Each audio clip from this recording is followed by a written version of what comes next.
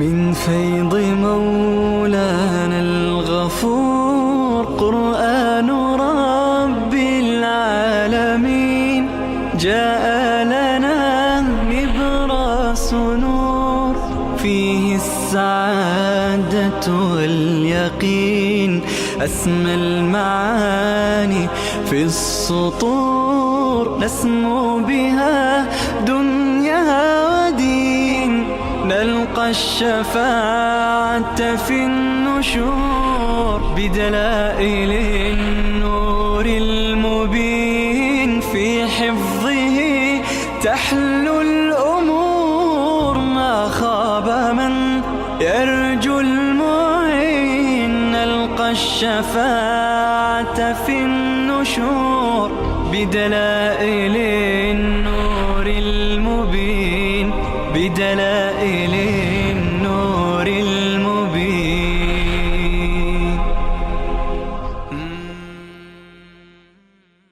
أعوذ بالله من الشيطان الرجيم. بسم الله الرحمن الرحيم. يا بني آدم قد أنزلنا عليكم لباسا يواري سوآتكم وريشا. ای بنی آدم همانا ما فرستادیم نازل کردیم پیدا کردیم همه معناها علیکم بر شما نازل کردیم لباسا لباسی که یواری سوآتکم لباسی که می پوشد عورت شما را و ریشا و لباسی که زینت شماست. لباسی که زینت واقعا زینت انسان در لباسه. حیوانات بدون لباسا لختند همه جایشون معلومه. انسان وقتی که حیوان صفت باشه دوست داره اکثر بدنش لخت باشه. وقتی که بهیمیت حیوانیت غالب بشه. اما وقتی که انسانیت الله بیان فرموده اون ذاتی که آفریده اون ذاتی که همه چیز را میدوند اون ذات میگه زینت شما زیبایی شما در لباس است. دو تا لباس خدا اینجا بیان فرموده. یکی لباس ظاهری یکی لباس معنوی. لباس ظاهری همینه که من میپوشم بدنم را میپوشه ستر عورت میکنه. و دوم لباس تقوا لباسی که از سر تا پا به تن میکنیم یعنی همه جای ما تابع دستور الله. و لباس التقوا ذالک خیر. الله می فرماید لباس تقوا این بهتر است. ذالک من آیات الله این مذکور این چی که الله بیان کرد هم لباس ظاهر هم لباس تقوا این از آیات الهی است. لعلهم یذکرون شاید بنی آدم پند بگیرند ولی متاسفانه بنی آدم پند نمیگیرد. امروز دنبال شیطان افتاد. امروز دو تا تبلیغه. خواهران هم در این جلسه قرآنی هستند بیشتر اونها گوش کنند چون که بیشتر تبلیغ برای لباس در بخش زنان است. در بخش مردها مدل ها کمتر است. اون قسمت مدل ها زیاده چون که خدای عزوجل هر دستوری که الله میده فرهنگ کفر کاملا تنظیم شده در مخالفت با اون دستور. الله عزوجل مرد را مقداری آزادتر گذاشته با توجه به شرایط خاص مرد. لذا مرد از نافش تا زانوها پوشیده بشه این لازم است این فرضه. اگر بدنش سینهش ظاهر بشه اگر سرش ظاهر بشه زیاد مشکل نیست. برای نمازش هم مشکل نیست. اما زن را الله تعالی فرموده تمام زن زینتی هست یه زیبایی هست. این حسن زن هرچی که ارزشمند باشه اون را در 7 تا بخچه می پوشند مخفیش میکنه. زن ارزش داره که خدا بهش این بها را داده. بعضی از تبلیغات میکنن به زنها که چرا زن اسیره اسیر لباسه اسیر حجابه. چرا به این صورت تعبیر نمی کنند که زن گوهر ارزشمندی هست که باید مخفی باشد. ارزشمنده هر جا خودش را ظاهر نکنه به معرض نمایش نگذاره و عروسک بازی همه نباشه. لذا دستور خدا برای زن لباس هست. اما ببین فرهنگ کفر نگم، فرهنگ شیطانی بگم، چون در رأس کار شیطانه. لباس آدم و حوا را هم در آورد، لباس فرزندان آدم و حوا را هم در میاره. هی تبلیغ میکنه، شب و روز از رسانه ها، از کانال ها، از شبکه ها، مدل هایی که در اون مدل حتی الامکان بدن ظاهر بشه.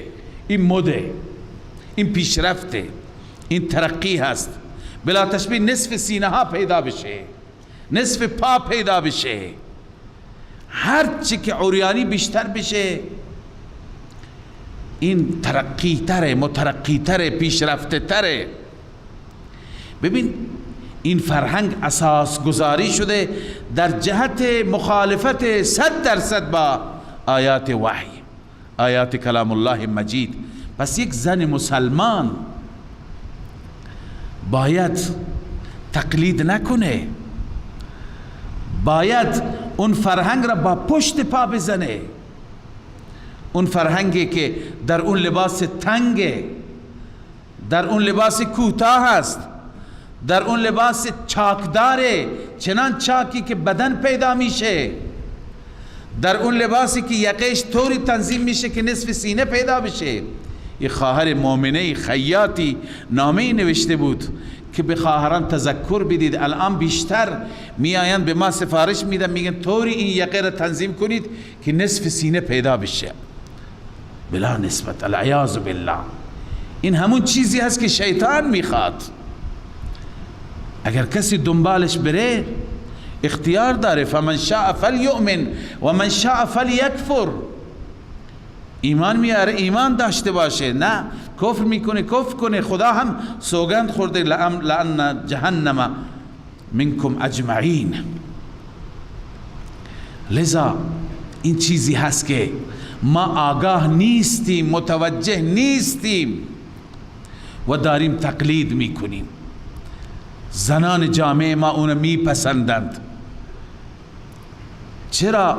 حجاب را که واقعا حجاب اگر کسی فکرش فکر اسلامی بشه، زیبایی که در حجاب است، راحتی که در حجاب است، آرامشی که در حجاب است، در هیچ چی نیست.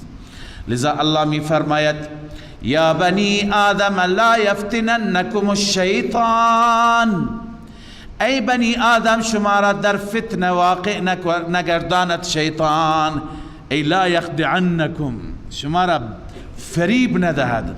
کما اخرج ابویکم من الجنه، همان گونه که پدر و مادرتان را بیرون کرد از بهشت. ینزع عنهما لباسهما، لباس آنها را از تن کشید. لیریهما سوآتهما، تا که به آنها نشان بدهد عورتشان را. لذا شیطان شما را فریب ندهد. شما شیطان را نمی بینید، او شما را می بیند. این آزمایش الهی است. انه یراکم هو و قبیلو من حیث لا ترونهم. الله می فرماید همانا اون شیطان می بیند او و قبیلش، تمام دستش، تمام دستکش می بیند شما را. من حیث لا ترونهم، از جایی که شما آنها را نمی بینید. انا جعلنا الشیاطین. اینجا الله تعالی نسخه نجات را بیان فرموده. نسخه نجات ایمان بالله است، نسخه نجات تمسک بالقرآن است، بحبل الله است. الله می فرماید انا جعلنا الشیاطین، همانا ما شیاطین را قرار دادیم. اولیاء للذین لا یؤمنون، دوستان کسانی که ایمان نمی آورند. شیطان دوست غیر مؤمن است. کسی که ایمان به خدا داشته باشه شیطان دوست او نیست. الان ببین این غیر مؤمنان را، لباس هر ملتی را به یک شکلی لباسش را از تنش در میاره. ملت عرب ها هم حیادار بودند، بی حیا نبودند. همون زمان جاهلیت هم حیادار بودند، اما لباس اونها را چطور از تن بیرون میکرد؟ میگفت که این لباسی که توش گناه میکنی، با این لباس میخوای خانه خدا را طواف کنی، در بیار. این لباس آلوده هست، صدها گناه کردی، این در بیار، لخت بیا طواف کن. این از راه عبادت وارد میشه. هر زمانی مطابق با فرهنگ اون زمان مردم را فریب میده. بلد است، مکار است. الله عزوجل از مکاریش در قرآن گفته، لذا خیلی مکار است، کید دارد، مکر دارد، توطئه دارد. امروز اگر ما را فریب میده، لباس ما را از تن در میاره، لباس ما را تنگ میکنه، لباس خواهر مسلمان را طوری تنگ که بدنش نمایان هست، طوری نازک که بدنش نمایان هست. خب امروز با مکر و توطئه شرایط زمان خود ما، چون مد هست، چون زیبایی در این هست، چون فلان هست، مردم تعریف میکنند. لذا نباید فریب شیطان را خورد. الله عزوجل 10 مرتبه، حداقل در 10 سوره بحث آفرینش آدم و عداوت شیطان را بیش از 10 سوره خدای عزوجل بیان کرده. خب یک جمعه کافی نبود، بار بار خدا ما را 10 بار تذکر میده. انسان، اولاد آدم، بنی آدم، ببین که بر حذر باشی، از شیطان بدور باش. لذا الله می فرماید درباره اونایی که ایمان نداشتن، به حرف شیطان کردن، و اذا فعلوا فاحشة قالوا وجدنا علیه آباءنا. هرگاه کار فاحشه انجام میدادن، گناهی، فاحشه چیه؟ تفسیر من اسفی گفته و هو طوافهم بالبیت عراتا. فاحشه یعنی لخت طواف کردن، و شرکهم، شرک آنها هم فاحشه است، گناه کبیره. و اذا فعلوا فاحشة، هرگاه کار گناهی انجام میدادند، چه شرک میکردن، چه طواف میکردن به صورت عریان، قالوا وجدنا علیها آباءنا.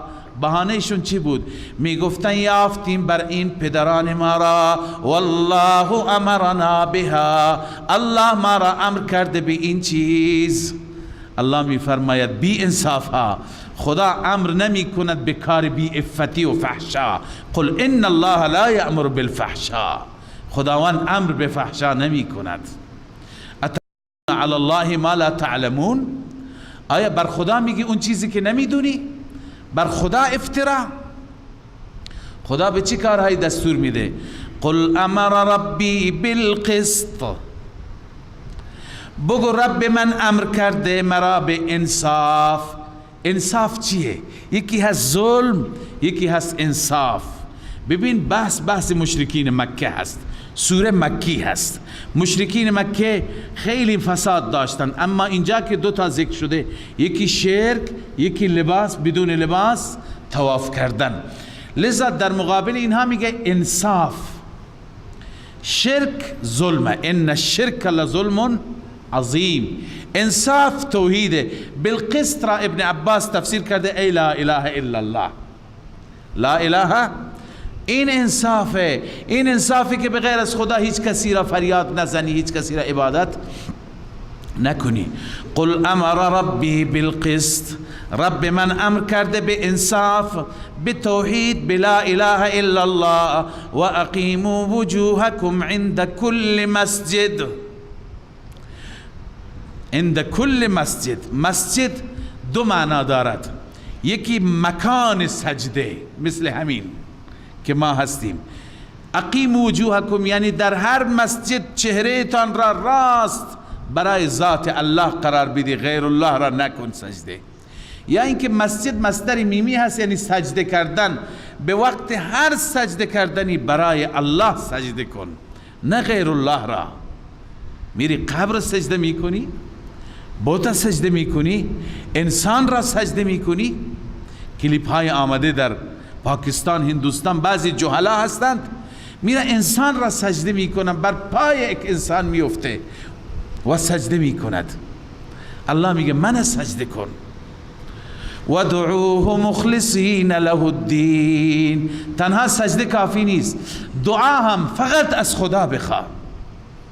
یا رب ادرکنی، یا رب انصرنی، فقط رب را بخوان، غیر از رب از هیچ که کمک نخواه، از هیچ کس استمداد نطلب. اذا استعنت فاستعن بالله. محبوب خدا گفته هرگاه که خواستی استعانت بطلبی فقط و فقط از الله کمک بخواه. لذا الله می فرماید وادعوه مخلصین له الدین، فقط و فقط الله را بخوانید در حالی که خالص برای او دعا کنید، از او بخواهید. له الدین ای له الدعاء کما بدأکم تعودون. الله می فرماید همان گونه که ابتداء شما را پیدا کرده، ابتداء شما را الله خلق کرده، تعودون به طرف الله برمی گردید. پاسخگو باید باشی، جوابگو باید باشی. چرا هر جا که دلت میخواهد شرک میکنی، هوای نفست میگه؟ لذا باید برای پاسخگویی آمادگی داشته باشی.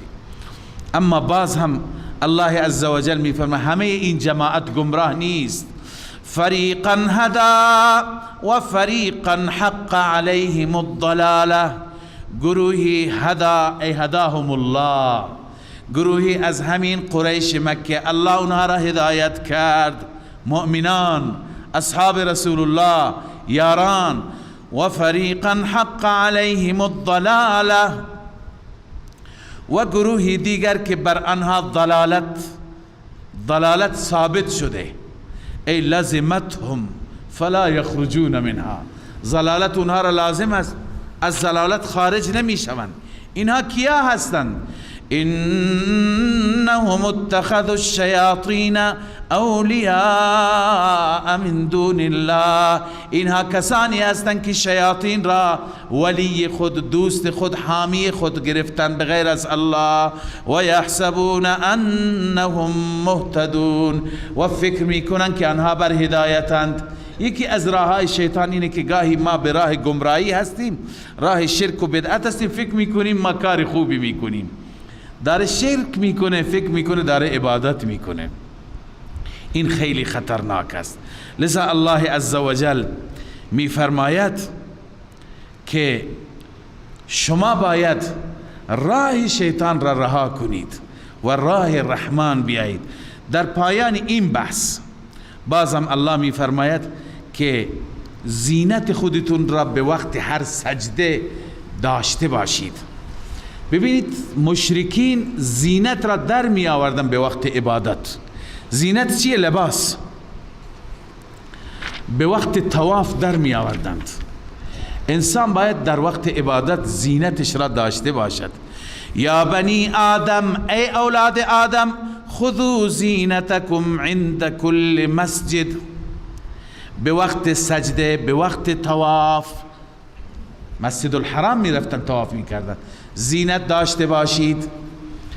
برای ما مسلمانان هم لازم است که در وقت عبادت لباس داشته باشیم.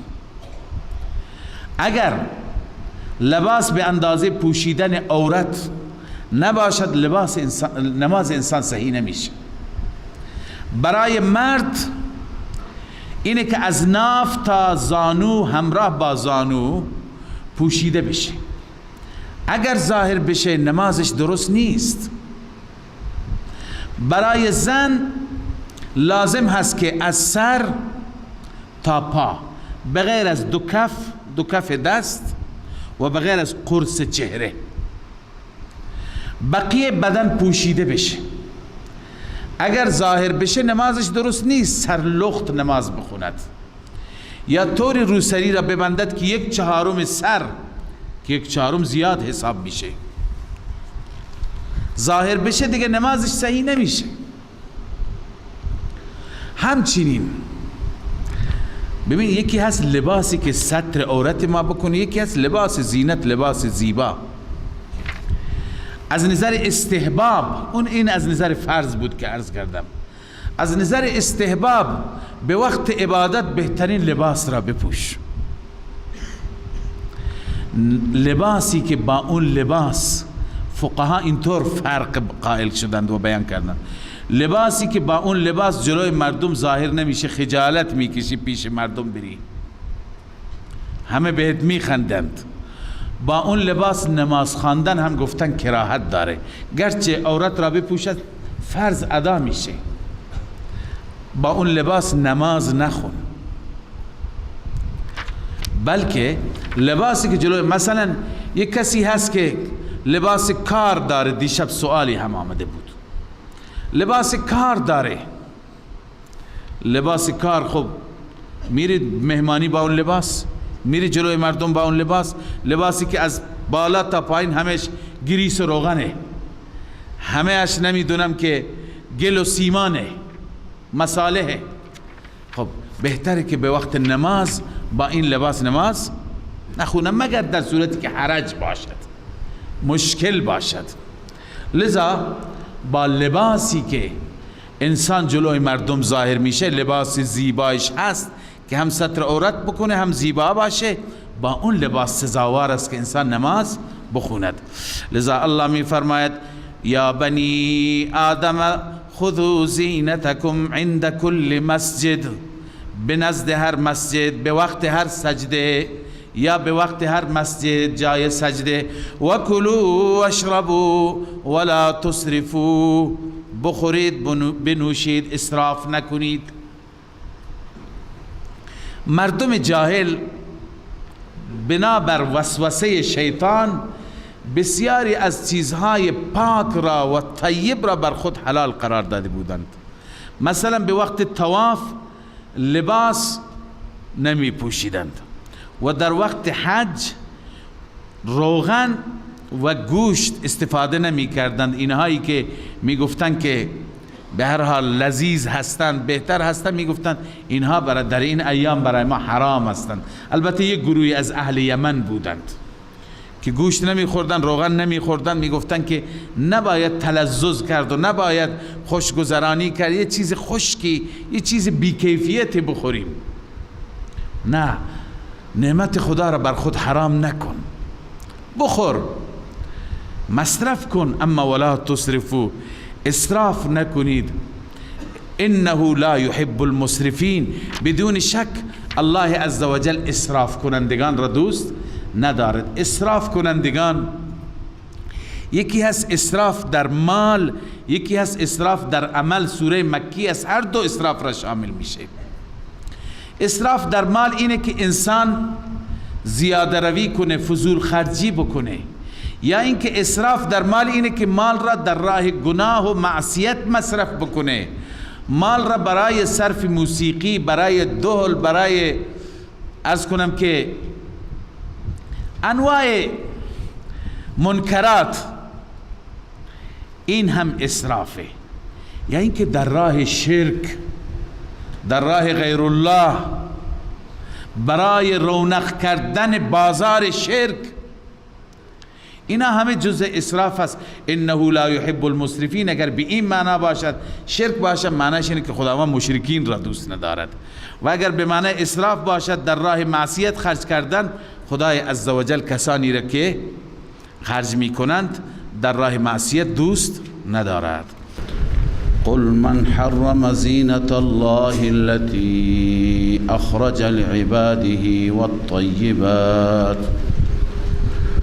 والطيبات من الرزق قل هي للذين آمنوا في الحياة الدنيا خالصة يوم القيامة كذلك نفصل الآيات لقوم يعلمون قل إنما حرم ربي الفواحش ما ظهر منها وما بطن والإثم والبغي بغير الحق وأن تشركوا بالله ما لم ينزل به سلطانا وأن تقولوا على الله ما لا تعلمون. در آیات گذشته بعضی از رسومات مشرکین را خواندیم که اونها بر خود رزق و نعمتهای خدای عزوجل را در بعضی از موارد حرام قرار میدادند و استفاده نمی کردند. به عنوان مثال در طواف لباس نمی پوشیدند و در اون ایام غذاهای مرغوب و غذاهای خوب مثل گوشت و روغن بعضی از اهل یمن استفاده نمی کردند، اینها را برای خود درست نمی دانستند. در این آیاتی که ما می خوانیم خدای عزوجل بیان می فرماید اون تحریماتی که غیر الله درست کرده، یعنی چیزهای پاک و پاکیزه هستند، حلال و طیب هستند، خدا حرام قرار نداده، دیگران اونها را بر خود حرام قرار میدهند. الله تعالی روی این نکته توبیخ می فرماید، سرزنش می فرماید، میگه چه کسی هست این جرأت را دارد که نعمتی که خدای تعالی حلال قرار داده اون حرام قرار بده. قل من حرم زینت الله، چه کسی هست که حرام قرار بدهد زینت الهی را، اون زینت و اون زیبایی ها و اون نعمتی که التي اخرج لعباده، اون زینتی که خدای تعالی برای بندگان خودش اونها را درست کرده و اونها را الله تعالی ایجاد فرموده. و الطیبات من الرزق، چه کسی هست که رزق طیب را و رزق حلال را حرام قرار بدهد.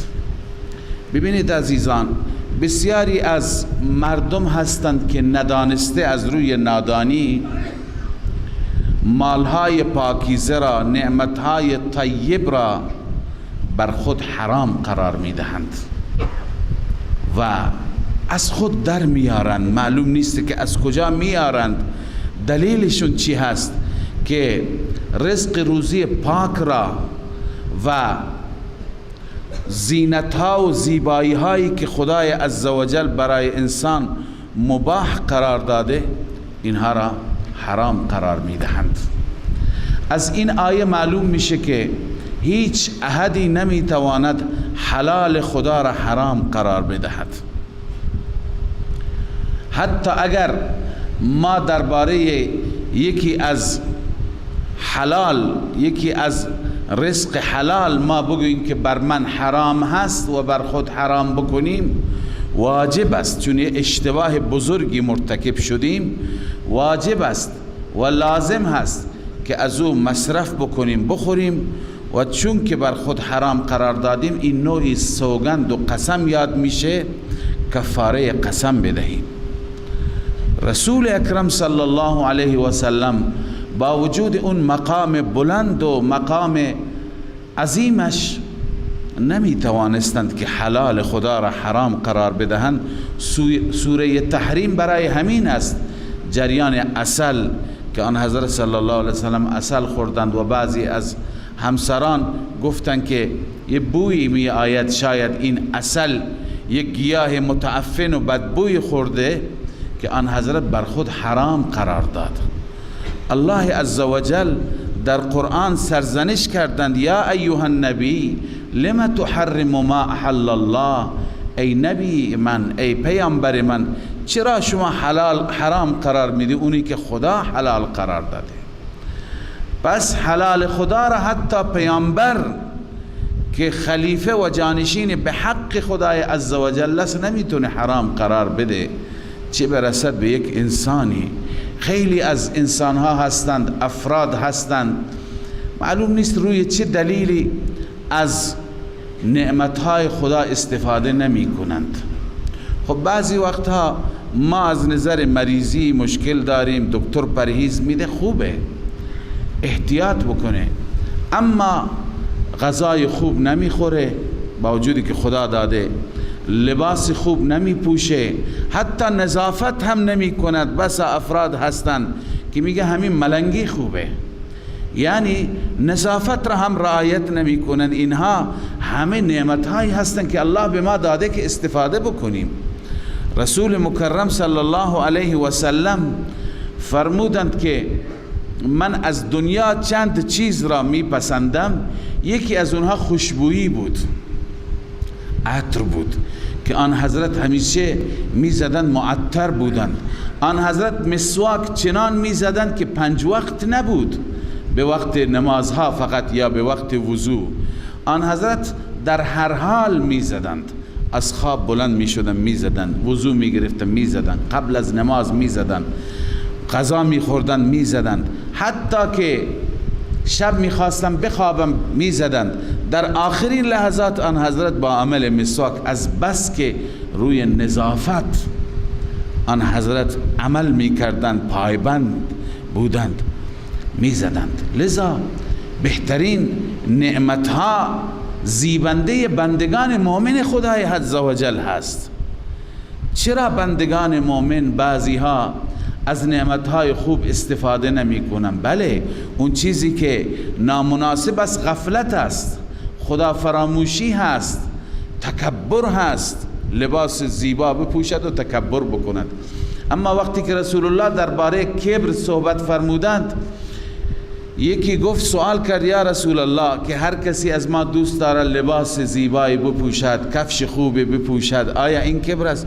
فرمود نه، خداوند عزوجل خودش زیبا هست، زیبایی را دوست دارد. خدا دوست دارد که اثر نعمتش را بر بنده خودش ببیند. به بنده ای که نعمت داده، رزق داده، بنده اون رزق را، اون نعمت را استفاده بکند، استعمال بکند، الله ببیند، این را دوست دارد. ان الله جمیل یحب الجمال، الله زیباست، زیبایی را دوست دارد. ان الله یحب ان یرى اثر نعمته علی العبد، خدا دوست دارد که اثر نعمت را بر بنده ببیند. لذا اینکه بعضی میگویند که باید ژولیده بود و باید لباس ها نامنظم بود و باید که خورد و خوراک سختی و خوراک خوبی نبود و این را درویشی میداند، این نیست، این خلاف سنت است. الله میفرماید قل من حرم زینت الله، بگو چه کسی هست که حرام قرار داده زینت الله را، التي اخرج لعباده، اون زینتی که خداوند برای بندگان خودش اونها را بیرون کرده، اونها را الله تعالی ایجاد فرموده. و الطیبات من الرزق، چه کسی هست که رزق طیب را، رزق پاکیزه را حرام قرار بدهد؟ خدا حرام قرار نداده. پس باید که از رزق و روزی الله عزوجل استفاده کرد، بهره گرفت، مگر اینکه جهالت باشد. مشرکین جهالت داشتند، میگفتند نباید لباس پوشید، نباید خوراک خوب خورد. قل هی للذین آمنوا فی الحیات الدنیا خالصة یوم القیامه. الله میفرماید این نعمتها، این زینت و زیبایی برای مؤمنین هست در زندگی دنیا هم، چون در زندگی دنیا نعمت را خدا فقط به مؤمنین نداده، به مؤمنین هم داده، به غیر مؤمنین هم داده. اما در آخرت خالصة یوم القیامه، روز قیامت اینا خالص مال مؤمنین هستند. در دنیا مشترک، در دنیا هم مؤمن داره رزق، هم غیر مؤمن داره، هم کافر داره. هم مؤمن لباس خوب می پوشد، هم کافر می پوشد. هم مؤمن غذای خوب استفاده می کند، هم کافر. لذا الله می فرماید کسی حق ندارد که حلال ما را حرام قرار بده. كذلك نفصل الآیات لقوم یعلمون. الله می فرماید این گونه ما مفصل آیاتمون را بیان می کنیم برای قومی که بداند و بر اون عمل کند. اما اون چیزی که حرام است بی‌حیایی است، فواحش است، گناه است، معصیت. ببین رزق الله است، اما گاهی همین رزق منجر میشه که انسان کار بی‌حیایی بکند، گناه بکند، اون وقت این خطرناک میشه. لباس زینت انسان هست، اما لباس را طوری می پوشد، همون طوری که در جلسه دیروز عرض کردم، که بدنش نمایان هست، عورتش ظاهر هست، اون وقت این گناه هست، این فساد هست، این فاحشه هست. لذا الله تعالی اینجا در رابطه با گناه و معصیت بیان می فرماید. اون اینه که خدا رزق خوب را، لباس خوب را حرام قرار نداده، گناه را حرام قرار داده. قل انما حرم ربی الفواحش، بگو جز این نیست که حرام قرار داده رب من فواحش را، کارهای بی حیایی را، اون کاری که باعث فساد میشه. ما ظهر منها و ما بطن، آنی که ظاهر باشد علنی باشد و آنی که مخفیانه باشد. ببین فساد است، چه علنی باشد، بعضی افراد با هم دیگه ارتباط میگیرند، نامحرم ها، علنی سر خیابان، در پارک ها، در جاهای عمومی، چه به صورت مخفیانه. باید نام برد که متوجه بشیم. ارتباط مخفیانه باشد، به وسیله پیامک باشد، از طریق فضای مجازی، واتساپ باشد، تلگرام باشد، هر وسیله‌ای باشد. ما بطن همینه، اونی که کسی نمی بیند ولی خدا می بیند، خدا خبر دارد. این الله عزوجل حرام قرار داده. و همچنین والاثم، و هر گناه را، اونا هم گناه هستند، گناهان خاص، اینجا گناهان عام. والبغی بغیر الحق، و همچنین ظلم را که ناحق بر کسی ظلم بکنید، این هم خدا قرار داده، حرام قرار داده. و مهمتر از همه، و ان تشرکوا بالله ما لم ينزل به سلطانا، اینکه شریک بگیرید به خداوند اون معبودان باطلی را که خداوند برای معبودیت اونها هیچ دلیلی نازل نکرده. ما لم ينزل به سلطانا. ببینید گناه از نظر اثرات، گناهان که اقسامشون زیاد هستند، اما گناهان از نظر اثرات سو بر 5 قسم هستند. یک، گناهی که اثر سوءش بر نسب انسان واقع میشه، گناهی که اثر بدش بر نسب انسان، نسبش خراب میشه. این گناه را الله تعالی در تعبیر فواحش بیان فرموده. انما حرم ربی الفواحش. وقتی که فاحشه باشد، فساد باشد، فرزندان حرام درست میشه، نسبها خراب میشه. دوم، گناهی که اثر سوءش بر عمل انسان هست.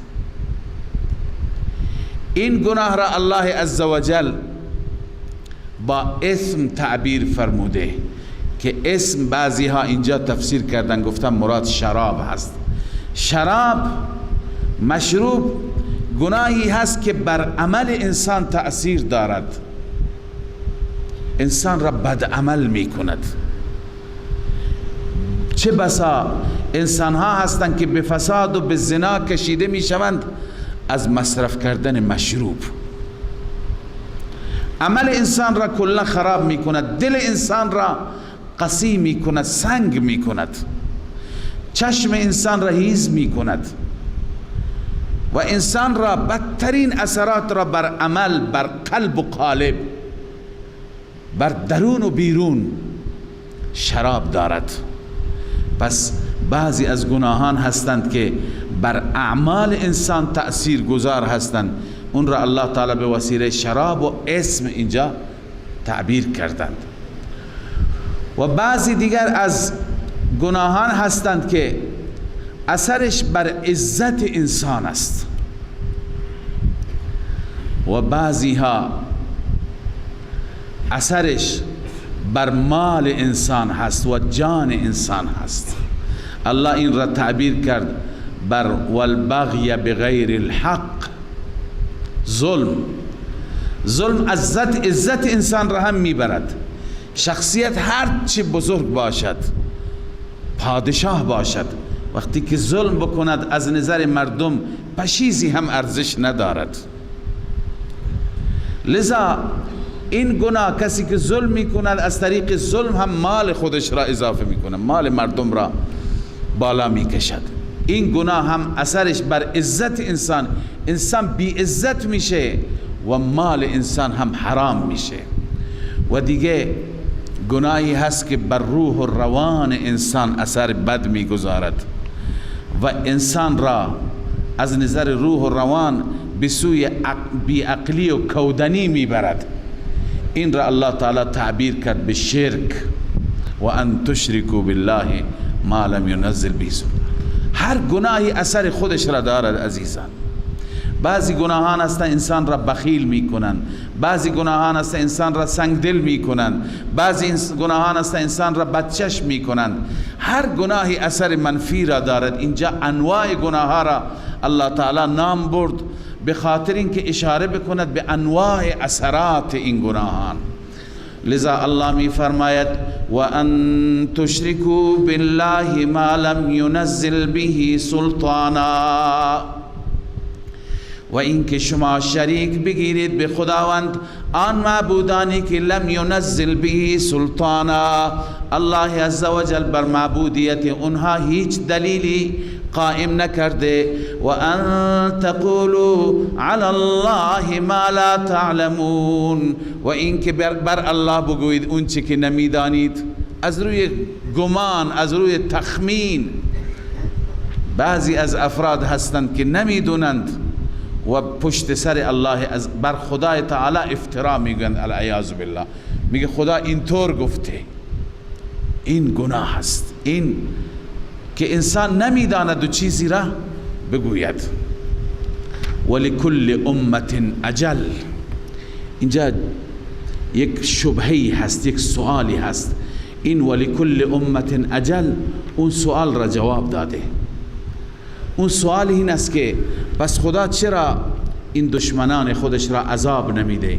اینهایی که این همه فساد میکردند، شرک میکردند، زنا میکردند، لخت و عریان طواف میکردند و انواع مفاسد را داشتند، الله میفرماید ولکل امت اجل، برای هر گروهی ما مدتی تعیین کردیم.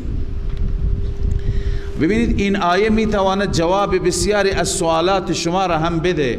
شما هم گاهی سوال میکنید، بعضی از سرکشان دنیا را شما میبینید که چه جنایت هایی میکنند، تعجب میکنید، به زبان میگه خدا چطور اینها را عذاب نمیده؟ خدا چرا اینها را نمیگیره؟ اینهایی که بر انسانیت ظلم و ستم میکنند، اینهایی که هر چه دلشون میخواد انجام بده. بعضی جنایتکاران کوچک محلی هستند، بعضی جنایتکاران بزرگ عالمی هستند، بین المللی هستند. هر یکی میبینیم چند روز اسبش را میتازاند، یکی هست مال این را میخورد، اون یکی را تو سرش میزند، دیگری را خونش را میریزد، هر چه دلش میکند. ولی میبینیم که هنوز خوب است، صحیح سالم قبراق میگردد. گاهی ما با خود میگیم چرا خدا اینها را به عذاب گرفتار نمیکنه؟ چرا خداوند اینقدر صبر داره؟ یا بعضی جنایتکارهای بزرگ که در سطح بین المللی جنایت میکنند، هزاران انسان از دست اونها و با امضای اونها کشته میشوند، چرا خدا اینها را مؤاخذه نمی کند؟ الله اینجا جواب داده ولکل امت اجل، هر امتی مدتی دارد، هر گروهی مدتی دارد، زمانی دارد، زمان عذاب فرا می رسد. ما عجله داریم، الله عجله ندارد. دنیا که دار عذاب نیست، خدا دنیا را درست نکرده که فقط تو دنیا عذاب بده. بعضی وقت گوشمالی میده، اما الله میفرما اون اجل که بیاد، اون وقت یک لحظه نه تقدیم نه تأخیر. فاذا جاء اجلهم، زمانی که اجلشان فرا برسد، لا یستأخرون لا یستأخرون ساعتا ولا یستقدمون، یک لحظه تأخیر نمی کنند و یک لحظه از مدتشون، از زمانشون تقدیم هم نمیشه. یا بنی آدم اما یأتینکم رسل منکم یقصون علیکم آیاتی، بعد از این الله تعالی همه اولاد آدم را خطاب قرار میده که وظیفه شما در قبال رسول، در قبال داعیان حق، در مقابل اونهایی که شما را به سوی الله فرا میخوانند چیه؟ الله می فرماید یا بنی آدم، ای فرزندان و اولاد آدم، اما یأتینکم رسول منکم، اگر پیش شما آمد پیامبرانی، رسولی که منکم از شما بودند، معلوم میشه که تمام رسول خدا بشر بودند، از جنس خود ما بودند. منکم یعنی من جنسکم، از جنس شما بودند. یقصون علیکم آیاتی، آنانی که آمدند تعریف میکردند، قصه میکردند برای شما آیات من را، یعنی بیان میکردند. وظیفه شما چیه؟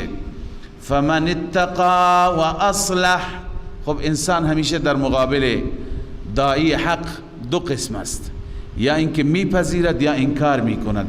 الله میفرماید فمن اتقا و اصلح، هر کسی از خدا ترسید، تقوا با اعتقاد انسان کار داره و اصلح، اصلاح با عمل انسان کار داره. تقوا پس بنویسی اعتقادی، اصلح بنویسی عملی. کسی در درون بترسد و عمل خودش را اصلاح بکند.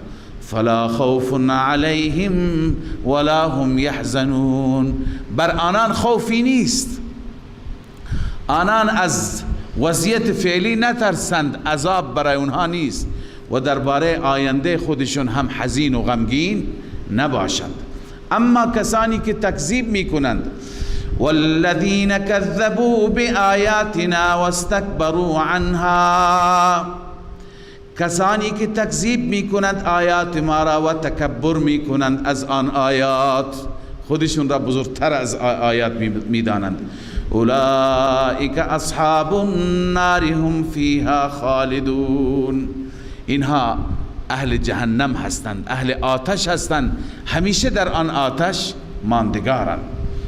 فمن اظلم ممن افترى علی الله کذبا او کذب بآیاته، در این آیات خدای عزوجل بسیاری از انسانها را که بر خدا افترا میگویند، اینها فقط در زمان قدیم نبودند.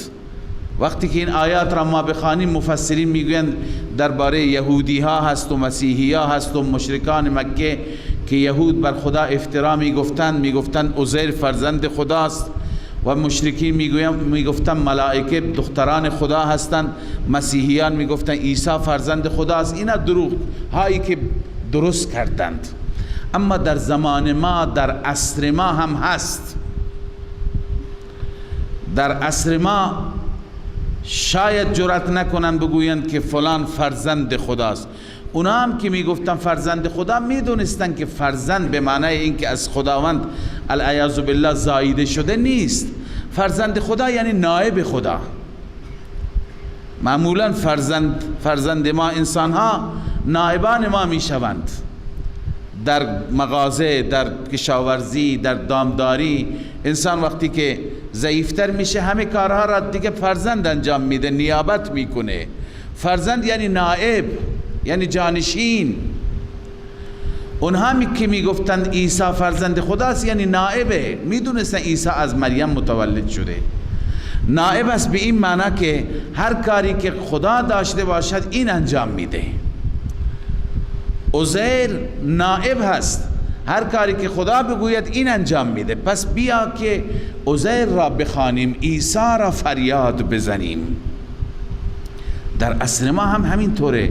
خیلی ها هستند که برای خدا نائب درست کردند.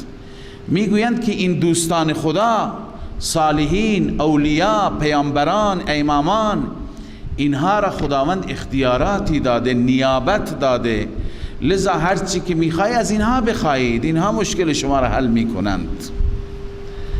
فرقی نمی کند، همون داستان هست.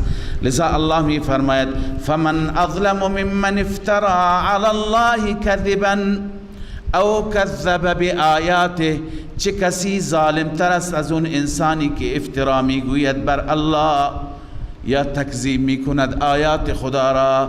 اولئک ینالهم نصیبهم من الکتاب، به اینها میرسد نصیبشان از کتاب، یعنی در دنیا از نامه اعمال، هر چی که یا از آن چیزی که برایشون فیصله شده مکتوب شده در لوح محفوظ، سهمشون را در دنیا میبرند. یعنی اگر خیری دارن، لذتی دارن، شیرینی دارن، در همین دنیا میبرند، در آخرت برای اینها عذاب است. حتی اذا جاءتهم رسلنا یتوفونهم، از اینجا دیگه عذابش شروع میشه.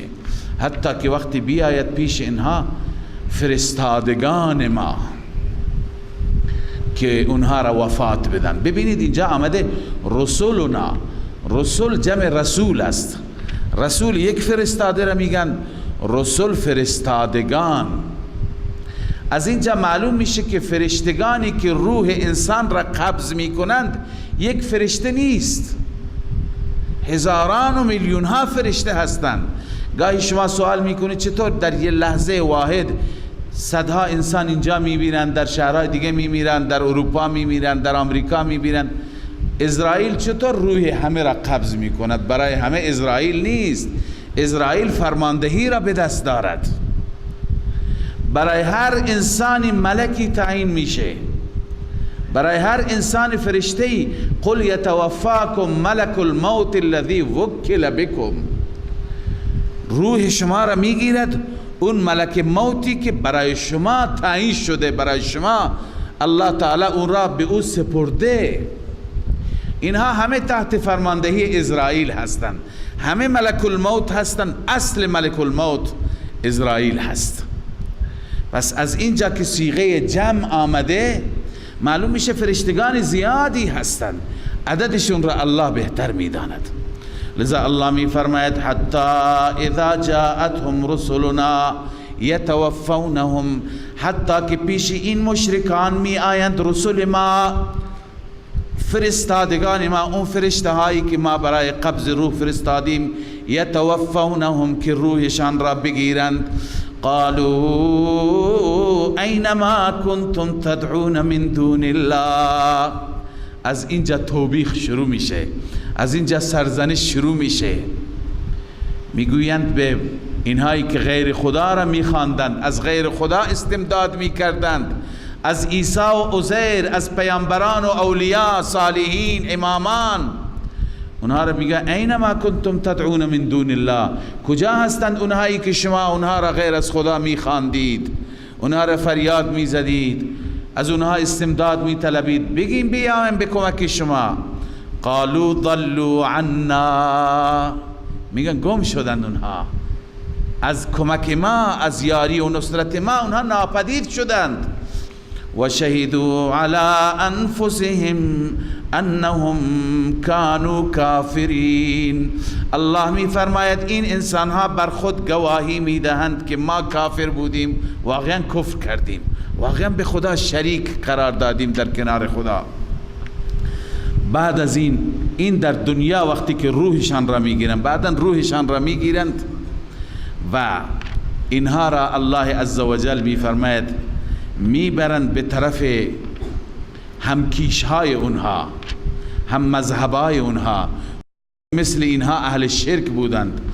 قال ادخلوا فی امم قد خلت من قبلكم، الله می فرماید به آنها میگویند ادخلوا، داخل بشید، فی امم، فی بمعنی مع امم، همراه با اون امت هایی که قد خلت من قبلكم من الجن والانس فی النار، قبل از شما بودند از جنات و از انسان ها در آتش، شما هم برید در آتش با اونها همراه بشید.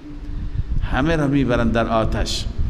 الله میفرماید هرگاه یک گروهی داخل میشه، اونایی که از قبل تو آتش هستن اینها را لعنت میکنن، نفرین میکنن، نفرین بر شما، شما هم مثل ما شرک کردید. از یک دیگه بیزارند. در دنیا برعکس همه چیز.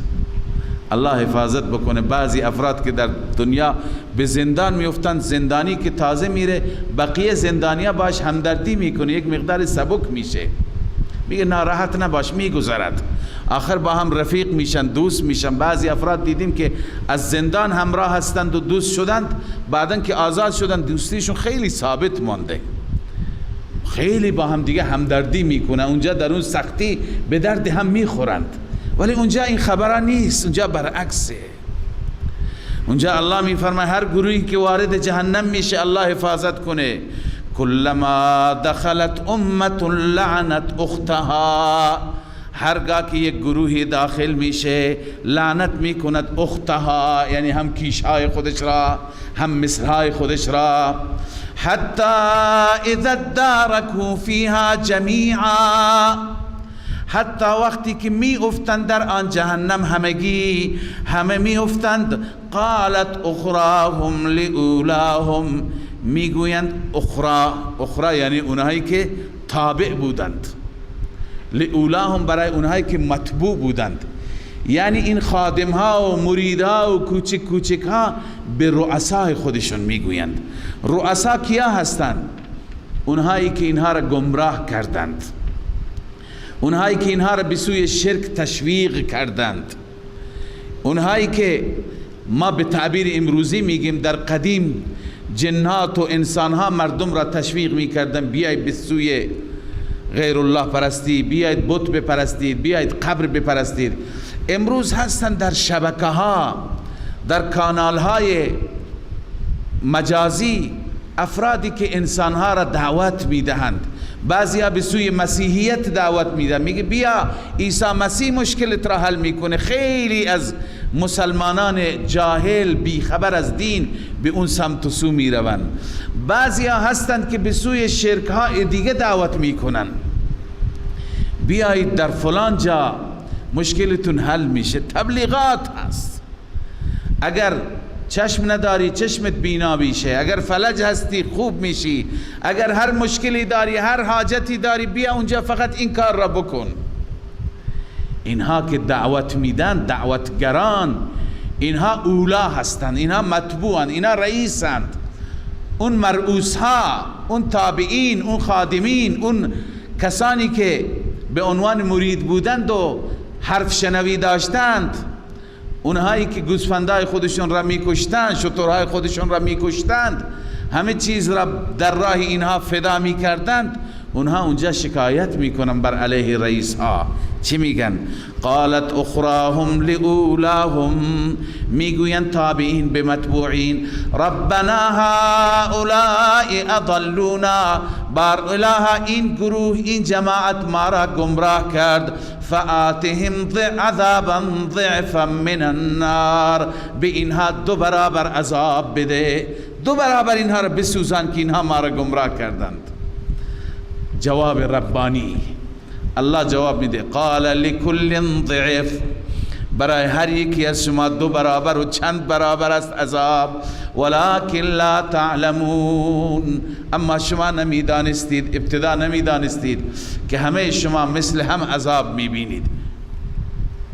الله میگوید شما هم شرک کردید، اونا هم شما را به شرک وادار کردن، همه چند برابر عذاب میبینید. وقالت اولاهم لاخراهم، اما اکنون رؤسای شرک، رؤسای کفر، کسانی که در رأس بودند، کسانی که خودشون را کار میدانستند و مغز متفکر میدانستند و به سوی شرک مردم را راهنمایی میکردند. وقالت اولاهم لاخراهم، اولا به اخرى میگویم، به تابعین میگویم، به مریدان میگویم، فما کان لکم علینا من فضل، شما بر ما هیچ فضیلتی ندارید، ما و شما مثل هم هستیم، از نظر تخفیف عذاب شما کمتر عذاب ببینیم، ما 2 برابر نه، همه مثل هم عذاب میبینیم. فذوقوا العذاب بما کنتم تکسبون، بچشید این عذاب را به سبب اینکه کسب کردید در دنیا. در دنیا چه اعمالی کسب کردید، چه کردید، این عذاب را الان بچشید. از اینجا تا اینجا مکالمه تابع و متبوع هست. از این آیه به بعد الله عزوجل احوال آخرت را برای ما به ترسیم می کشد، به تصویر می کشد. یک سیری هست، سیری هست که انسان را الله تعالی در آیات نشان میده، هم جهنم را میبیند، هم بهشت را میبیند، هم اعراف را میبیند. این سوره که اعراف نامگذاری شده و نام این سوره اعراف است چون اعراف جایی هست بین جهنم و بهشت. ذکر اعراف آمده، اون را الله تعالی اینجا ذکر میکند. اما قبل از اون الله تعالی اونهایی که از بهشت خدا محرومند اونها را میگه. اونها کی هستند؟ ان الذين كذبوا بآیاتنا، بدون شک کسانی که تکذیب میکنند آیات ما را. منظور از آیات، آیاتی که بر اصول دین دلالت میکنند، مثلا توحید، رسالت رسول الله، قیامت، اینا اصول دین هستند. هر که اینها را انکار بکند کفره. اول خدا را انسان باید به یگانگی بپذیرد که خدا یگانه هست، هیچ شریکی در ذات و صفات ندارد. دوم، اصل دوم، محمد صلی الله علیه و سلم رسول و فرستاده خداست. سوم اینکه قیامت برپا میشه، همه ما برای حساب و کتاب برمیخیزیم، بلند میشیم. این سه اصل را که قبول کردیم میشیم مؤمن. یکی را اگر کسی قبول نکند اون کافر است. تکذیب آیات اونها هستند. ان الذين كذبوا بآیاتنا واستكبروا عنها، و تکبر میکند از آن آیات. لا تفتح لهم ابواب السماء، برای این کافران درهای آسمان باز نمیشه. درهای آسمان مگه برای شما باز میشه که برای اونها باز نمیشه؟ بله، برای مؤمنان باز میشه. این اشاره به جریانی هست که بعد از موت ما مشاهده میکنیم. در حدیث شریف آمده که وقتی که انسان میمیرد، انسان صالحی باشد، انسان مؤمنی باشد، فرشتگان روحش را میگیرند، در پارچه نرمی، در پارچه ابریشمی قرار میدن، میبرن به طرف آسمان. اونجا وقتی که به آسمان میرسند در میزنند، میگویند کی هست؟ میگویند که فلان ابن فلان هست. خب فرشتگان پروندهش را دارن، پرونده ها به دست اونها هست. میگویند که مرحبا به فلان ابن فلان، خوش آمد میگویند، مرحبا میگویند، خیر مقدم میگویند و هر جا از این انسان استقبال میشه. این روحش میره آسمان دوم، آسمان سوم، آسمان چهارم تا هفتم به بالا میرود. در آسمان بالای آسمان هفتم که شما قبلا خواندید اونجا علیین هست.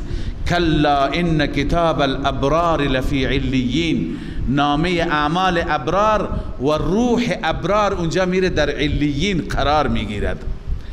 اونجا الله عزوجل در یک کالبدی که درباره شهدا آمده، شهدا در کالبد سبزرنگی، مرغ سبزرنگی روحشان میره قرار میگیرد و روزها در باغات بهشت میره میگردند و عیش میکنند.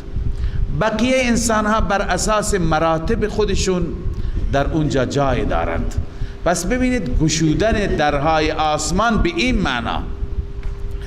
اما آمده که وقتی که انسان کافری باشد، فاسقی باشد، فاجری باشد، بد باشد، انسانی باشد که باید به عذاب گرفتار بشه، وقتی که فرشتگان با یک خشونت و با یک تندی او را میبرند، اونجا میگویند که کی هست؟ میگویند که فلان ابن فلان است. میگه در برایش باز نمیشه، نفرینش میکنن، لعنش میکنن. فرشتگان بر میگردن زیر زمین ها به سجین میبرند.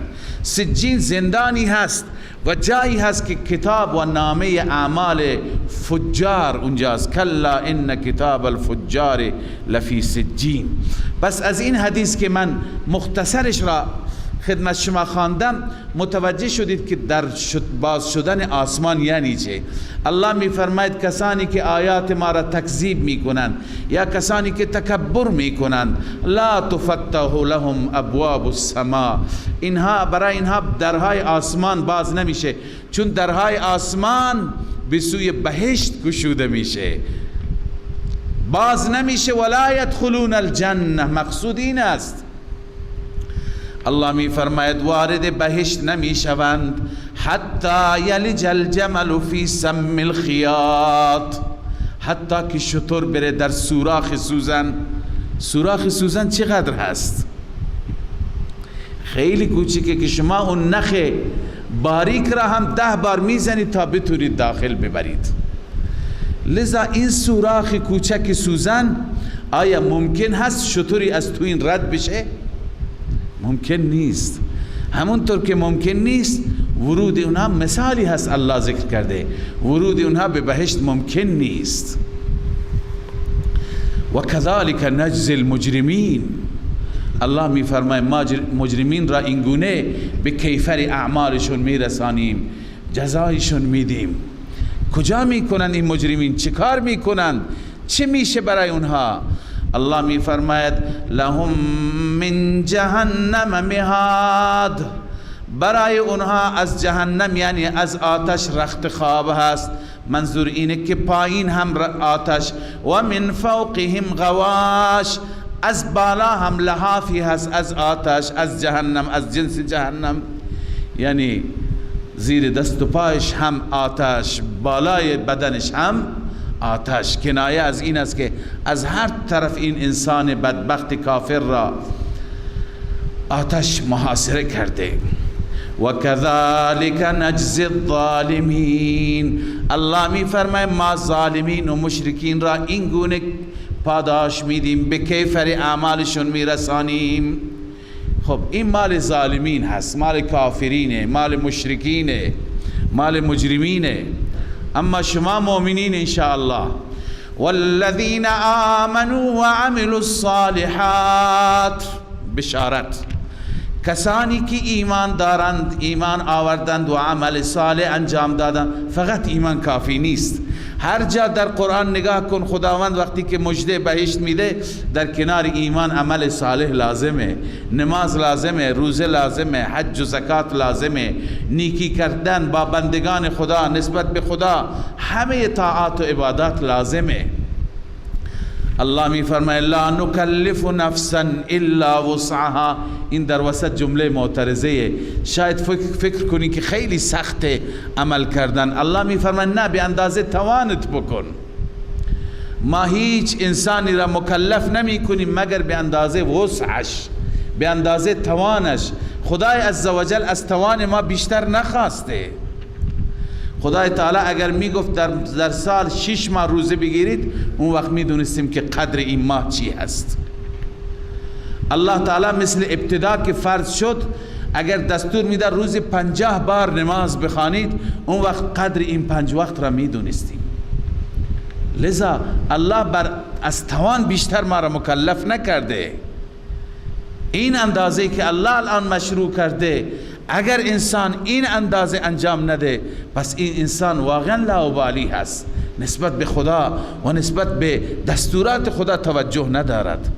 لذا الله در میان به صورت جمله معترضه همین می فرماید که ای بندگان لا نکلف نفسا الا وسعها، ما هیچ نفسی را از توانش بیشتر مکلفش نمی کنیم. هر چی که توان داری، واجبات و فرائض را انجام بده، اینا که لازم هستند. فرائض و واجبات را انجام بده، بیشتر از این از نوافل هر چی که توفیق داری، هر چی که رب به توان داده انجام بده. اگر انجام دادی، ایمان داشتی، عمل صالح داشتی، الله می فرماید اولئک اصحاب الجنه هم فیها خالدون، اینها اصحاب بهشت هستند، همیشه در بهشت ماندگارند. برای 1 سال و 2 سال و 4 سال نه، همیشه ابدالآباد. بهشت که میرن چه نعمت هایی هست. اولا نعمت روحانی، خوشی، شادی، این از همه بهتر است. نسبت به هم دیگر حقد و کینه ندارند. اونجا حسد نیست، اونجا دشمنی و بغض نیست. ببینید در دنیا ما که میبینیم، خود ما باش مواجه هستیم. بعضی از انسان ها هستند که الله بهشون نعمت مادی داده، همه امکانات رفاهی دارند، هیچ کمی توش زندگیشون ندارند، اما از نظر روحی روانی مشکل دارند، خوش نیستند، خواب ندارند، با قرص خواب میرند. لذا اولین نعمت اینه که اونجا انسان خوشحاله، بی غمه، بی فکره. این که انسان غم داشته نباشه این بزرگترین نعمت است. و دیگه اینکه بعضی وقتها در دنیا انسان ها با هم دیگه کدورت دارند، اختلاف دارند، رنجش دارند، تا که او را میبینی زندگی به کام تلخ میشه. تا که انسان رقیبش را، حریفش را، دشمنش را، حسودش را ببیند همه چیز برایش ناگوار میشه، تمنا میکند او را میتونست حذف کنه، از بین ببره. گاهی در همین حسرت انسان ها خودشون را از بین میبرند. همش حسادت، همش بغض، همش کینه، همش از همدیگه بر علیه همدیگه عرض کنم که دندان تیز کردن. لذا این عیش چه عیشی هست، چه زندگی هست؟ الله می فرماید اینها اونجا نیست. هر چی که اونجا شما با هم بغض داشته باشید، کینه اگر در دنیا داشته باشید، به محض اینکه به بهشت برید خداوند اول کینه ها را برمیدارد. دلها مثل آینه با هم صاف و شفاف میشه، محبت پیدا میکند. لذا الله می فرماید و نزعنا ما فی صدورهم من غل، دور میکنیم آنچه که در سینه هایشان هستند، من غل، از حقد، از کینه، از بغض. هر بغضی که دارند اول اینها پاک میشه، با هم دیگه چنان خوب، چنان صمیمی که نگو. اینجا بعضی ها هستند که با هم دیگه به ظاهر صمیمی اند، تو دل دشمن هم دیگه هستند، میخواند هم دیگر را از بین ببرند. اونجا نه، اونجا همه چیز حله. تجری من تحتهم الانهار، الله می فرماید از زیر درختان و کاخها و قصرهایی که اونها دارند نهرها جاری هست. وقالوا الحمد لله الذي هدانا لهذا، از بس که خوشحالند، از بس که مسرورند، میگویند الحمدلله الذی، تمام مدح و ستایش برای اللهی که هدانا لهذا، ما را به این بهشت هدایت کرد، ما را به سوی بهشت راهنمایی کرد. ما در دنیا راهی را برگزیدیم که به بهشت منتهی می شد. و ما كنا لنهتدی لولا ان هدانا الله، اگر الله ما را هدایت نمی کرد ما خود هدایت نمی شدیم، ما خود به اینجا نمی رسیدیم. لقد جاءت رسل ربنا بالحق، واقعا پیام آوران رب به حق آمدند. اون چی که پیامبران گفتند، اون چی که دعوتگران گفتند، اون چی که مصلحان گفتند، امروز ثابت شد که حق بود، راست بود. بعداً اینها وقتی که این حمد و ثنا را میخوانند، این خوشی را اظهار میکنند، از سوی خدای عزوجل ندا داده میشه به وسیله فرشتگان. فرشتگان به اونها چی میگن؟ و نودو ان تلکم الجنه، ندا میشوند که این آن بهشتی هست که اورثتموها، شما وارث آن قرار گرفتید، بما کنتم تعملون، به سبب آنکه شما عمل کردید. ببین اولا کلمه اورثتموها بیانگر این هست که بهشت جای اصلی ماست انشاءالله، چون انسان وارث چیزی میشه که مال خودش باشه، مال پدرش باشه. بهشت را الله به پدر ما، به آدم علیه السلام داد. بعدا ما به خاطر دشمنی ابلیس محروم شدیم. مجدد الله ما را وارث میگرداند، به شرط اینکه در دنیا از ابلیس فاصله بگیریم، قهر بکنیم. این نکته اول. نکته دوم فرمود بما کنتم تعملون، به سبب عمل کرد شما. اینجا مفسرین ما نوشتن این سبب ظاهری است، سبب حقیقی نیست. سبب حقیقی رفتن ما به بهشت از روی احادیث و آیات فضل الله و عنایات خاص الله است. به همین خاطر رسول مکرم صلی الله علیه وسلم فرمود همیشه از خدا فضلش را بخواهید و بدون فضل خدا شما تحت پوشش رحمت خدا قرار نمیگیرید. به این دو رکعت خودتون مغرور نباشید. معنیش اینه، آن حضرت کلماتش این نیست، این تعبیر مال بنده بود، با حدیث خلط نشه. معنیش اینه که به این دو رکعتی که میخوانید، دو روزه که میگیرید، به این مغرور نباشید. اصل اگر شما را خدا ببخشد به خاطر فضل است. صحابه پرسیدن یا رسول الله شما هم همچنین؟ فرمود من هم همچنین، من هم با فضل الله عزوجل به هر جایگاهی که برسم میرسم. پس گاهی الله تعالی میفرماید که بما کنتم تعملون، مفسران ما می نویسند سبب ظاهری، اعمال ما سبب ظاهری هست. یه داستانی هست، داستان عابد که وقت نیست من داستان را بگم، خلاصش اینه که 500 سال عبادت کرده. بعد از 500 سال وقتی که میره خدا بهش میگه برو من تو را با فضلم بخشیدم. این در دلش میاد این عابد که من 500 سالم پس چی شد؟ خدا با فضلش منو بخشید. این همه سجده ای که من داشتم چی شد؟ الله تعالی میخواد تفهیمش بکنه که اون 500 سال در مقابل چیه. میگه الله میفرماید اینا ببرید در یک فاصله چند فرسخی جهنم، اونجایی که تمام بدن انسان خشک میشه، گلو خشک میشه، اونجا این عابد دنبال یک لیوان آب هست. لیوانی فرشته از غیب میگه این لیوان آب من دارم. به چقدر میدی؟ میگه این لیوان قیمت داره. چقدر میدی؟ میگه به 500 سال عبادت. یک لیوان را میگیره به 500 سال عبادت معامله میکنه. بعدا خدای عزوجل دوباره او را میخوانه، میگه که چی داری؟ میگه چیزی خدای ندارم. تفهیم میشه نه که شما این عبادتی که کردید تمام عمرتون عبادت بکنید، در مقابل یک نعمت خدا نمیتونی شما حق عبادت را به جا بیاورید. شب و روز سجده کنید، فقط همین چشمی که الله داده همین را هم شما نمیتونید جوابگو باشید. پس بما کنتم تعملون، اعمال ما باعث جلب رضایت مولا میشه، بعدا رب به ما فضل میکند. بله اورثتموها بما کنتم تعملون. الان خدای تعالی مکالمه اهل بهشت و اهل جهنم را با هم سخن میگویند، این را برای ما تعریف میکند.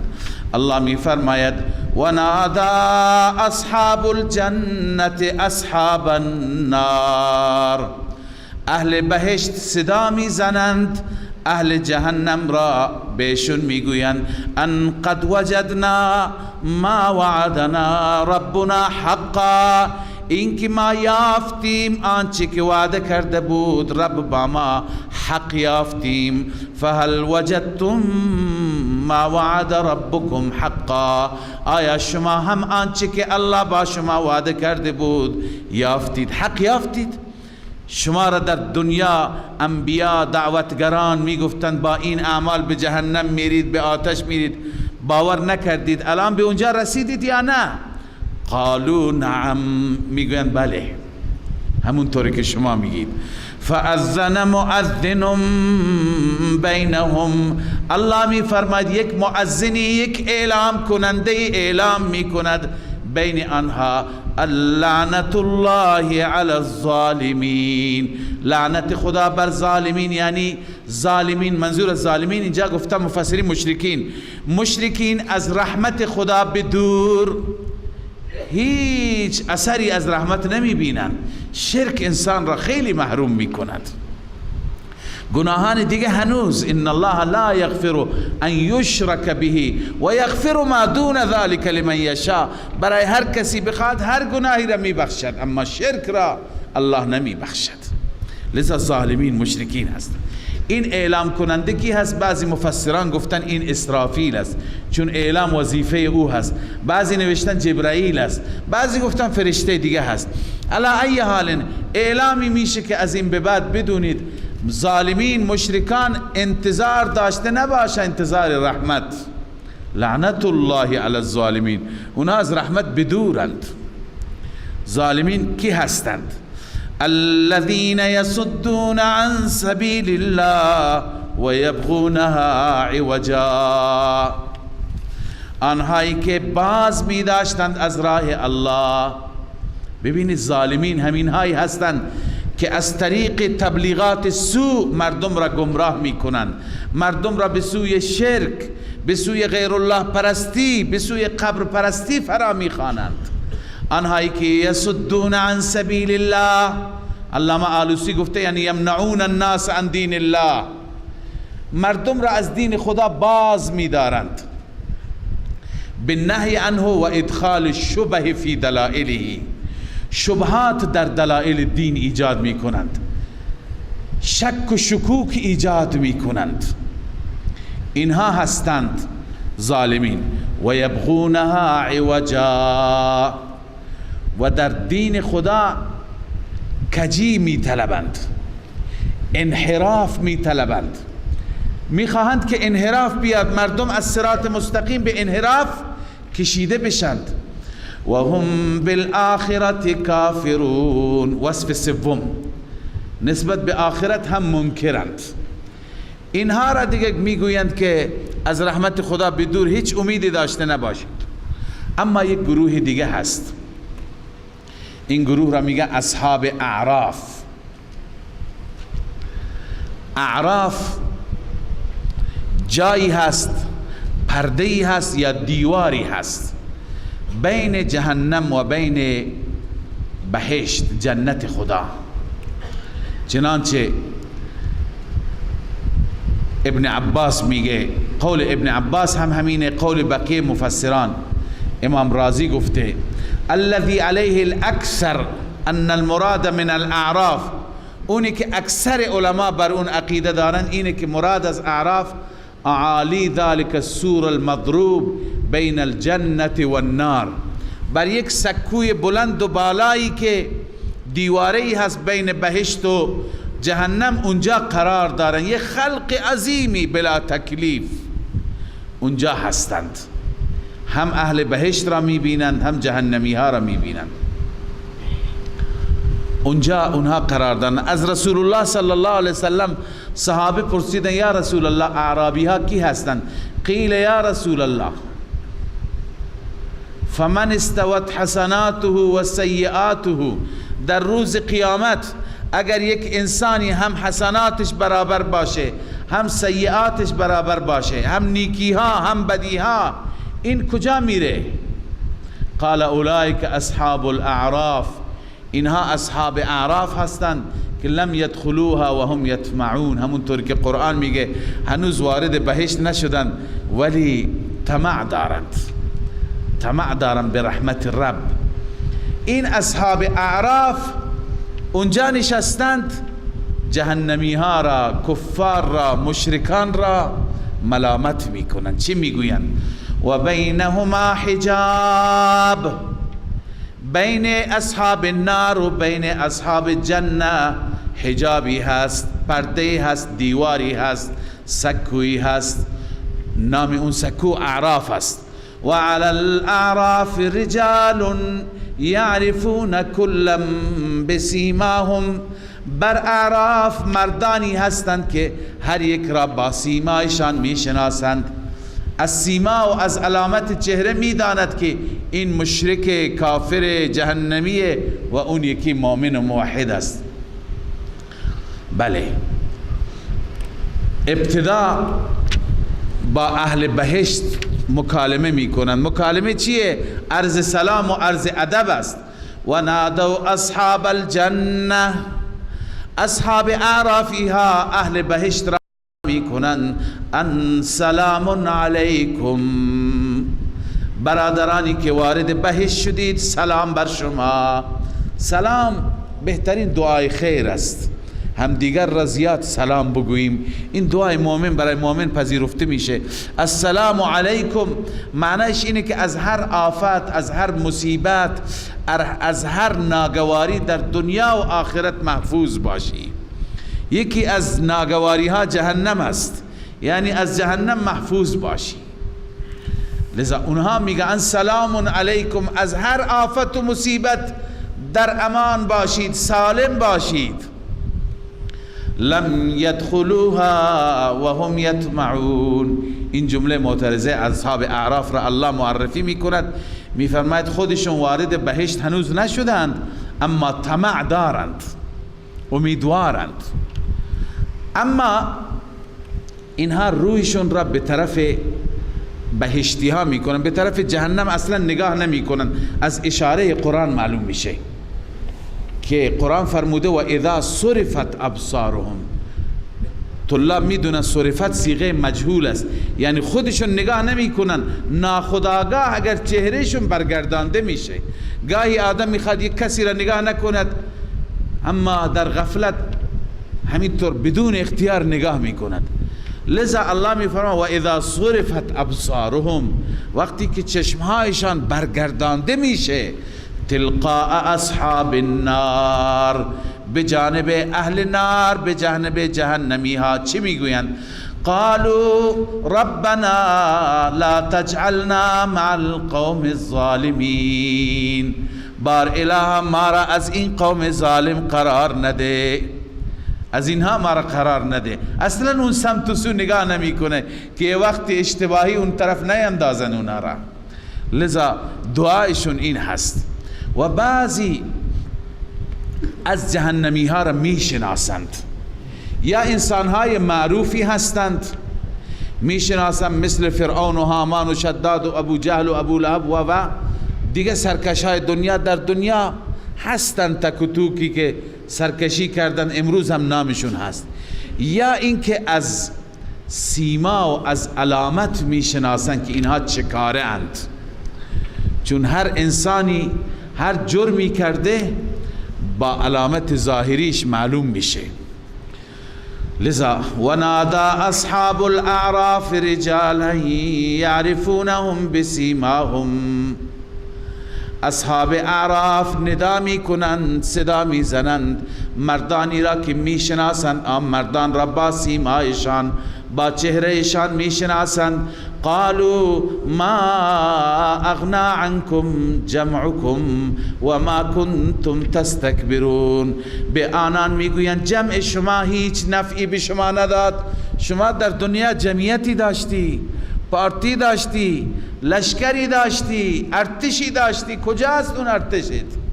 میشناسن اینها را، معلوم میشه اینها اصحاب انسانهای معروف هستند، انسانهای سرشناس و سرکش هستند، هم سرشناس هم سرکش و متمرد. میگن فرعون، هامان، شداد، فلان، شما در دنیا لشکر قوی داشتی، همه چیز داشتی، کجاست؟ امروز تنهایی. لذا میگوید که ما اغنا عنكم جمعكم وما كنتم تستكبرون. جمع شما به شما فایده نداد و آنچه که شما در دنیا تکبر می کردید. در دنیا انسان با دنیا تکبر می کند، با قدرت تکبر می کند. اونی که به او می نازیدی امروز بات نیست، همراهت نیست، کجاست؟ و این مؤمنین را ببین، این فقیر فقرا را یادت هست در دنیا به اینها ریشخند می کردی، اینها را مسخره می کردی، اینها را می گفتی اینها انسانهای پست و بدبختی هستند، ببین کجا رفتن، تو کجایی؟ الله تعالی این اصحاب اعرافی ها را سبب میکنه که اونها را بیشتر زجر بدند، اونها را بیشتر بسوزند در درون.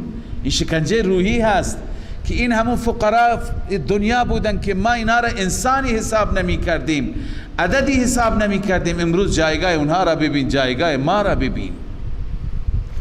لذا می فرمایند اهؤلاء الذین اقسمتم لا ینالهم الله برحمه. اینها آیا نیستند همونهایی که شما سوگند می خوردید لا ینالهم الله برحمه، خداوند اینها را مشمول رحمت نمیگرداند. ببین که امروز به آنها گفته شد ادخلوا الجنه، وارد بهشت بشید، لا خوف علیکم ولا انتم تحزنون، هیچ خوفی نیست بر شما و نه اینکه شما غمگین میشید درباره آینده.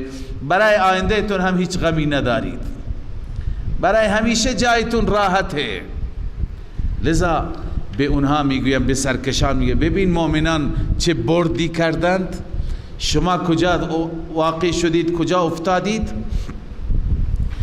این دو مکالمه، اولین مکالمه مال اهل بهشت بود، دومی مال اصحاب اعراف بود، سومین مکالمه مال اهل جهنم است. جهنمی ها هم اونجا تقاضای میکنند از بهشتی ها. سبحان الله. و نادا اصحاب النار اصحاب الجنه، اهل آتش ندا میکنند، صدا میزنند اصحاب الجنه، اصحاب بهشت را. از اونها میگه ما از شما یه خواسته ای داریم. چیه خواسته؟ ان افیضوا علینا من الماء، بر ما بریزید مقداری از آبی که شما دارید. اینجا ما از تشنگی مردیم، کمی آب به ما بدید. او مما رزقکم الله، یا از اون رزقی که الله به شما داده. جا از بس که سخته مجبور میشم متوسل میشم به اهل بهشت، شما به داد ما برسید، مقداری آب، مقداری نان. قالوا ان الله حرمهما على الكافرین، اهل بهشت میگه ما اجازه نداریم، اینها را الله حرام قرار داده بر کافرین. این هر دو را، هم رزق را هم آب را، اینا بر شما حرام هستند. کافرین کیند؟ کافرین را الله معرفی میکند. الذين اتخذوا دينهم لهوا ولعبا وغرتهم الحياة الدنيا، کافرین آنهایی هستند که دین خودشان را لهو و لعب قرار دادند، دین را بازیچه دست قرار دادند، هر چی که دلشون میخواست دین را همون شکلی در آوردند. خیلی ها هستند که دین را طبق هوای نفس در میارند. دین نباید تابع ما باشد، تابع هوای نفس باشد، ما باید تابع دین باشیم. لذا اینها هر رسمی درست کردن، گفتن دین همینه. خیلی از افراد در دین، بعضی اشارات بکنم که باید بفهمیم، خیلی از افراد در دین دکان درست کردند، مغازه درست کردند، از این طریق میخواهند به نوایی برسند. لذا چیزهایی که در دین نیست اینها را درست میکنن، رسوماتی درست میکنن، پخت و پزی. به وقت مردن میگه روز سوم یک خرج بده، روز هفتم یکی بده، روز چهلم یکی بده، هر سال بده. همه وقتی که بدن دیگه همیشه این دراوی شکمشون سیره. این دین لهو و لعب، بازیچه. تبدیل کردن به چی؟ به هوای نفس، هر چی که دل ما بخواهد. خیلی ها هستند که میگویند هر چی گناه میکنی، هر چی معصیت میکنی بکن، فقط در سال یک روز دو روز. مثل بعضی مسیحیان میگن فقط در سال روز کریسمس بیا و در کلیسا و اینجا معذرت خواهی بکن، معذرت خواهی بکن، دیگه همه یک پرونده پاک میشه، گناهت بخشوده میشه. لذا بعضی از ما هستیم که میگیم در دین هر چی میکنی بکن، فقط این ایام رمضان مثلا، ایام محرم مثلا، بیاید این اعمال را انجام بدید، بعد از اون معافید. این بازیچه هست. دین را ما بازیچه قرار دادیم مطابق هوای نفسمون، یعنی هر چی میخوای بکن، فقط این ایام استثناء. لذا اینها هستند که دین را لهو و لعب، بدعت همینه، خرافات همینه که ما در دین از خود ایجاد کنیم. نه، دین را باید از قرآن بگیریم، از قانون خدا، از کلام رب بگیریم. لذا الله می فرماید الذین اتخذوا دینهم لهوا و لعبا، آنانی که دین را لهو و لعب قرار دادن. و غرتهم الحیات الدنیا، چی چیزی اونها را فریب داد؟ زندگی دنیا. فقط مراسمی درست کردن که در اون مراسم شکم آباده، دیگه خبری از طاعت و بندگی نیست، خبری از عبادت نیست. این غرتهم الحیات الدنیا همینه. لذا الله می فرماید اینهایی که اینگونه کردن با دین ما، فالیوم ننساهم کما نسوا لقاء یومهم هذا، امروز ما آنها را فراموش میکنیم همان گونه که آنها این روز ما را فراموش کردند. فراموش میکنیم به معنی اینکه تحویل نمیگیریم، توجه نمیکنیم، همونطور که اونها در دنیا قرآن را توجه نمی کردند، احکام را توجه نمی کردند، ما هم اونها را توجه نمی کنیم. بله، و ما کانوا بآیاتنا یجحدون، به سبب اینکه نسبت به آیات ما منکر بودند. آیات الهی بیانگر عقاید صحیح است، بیانگر ایمان صحیح است.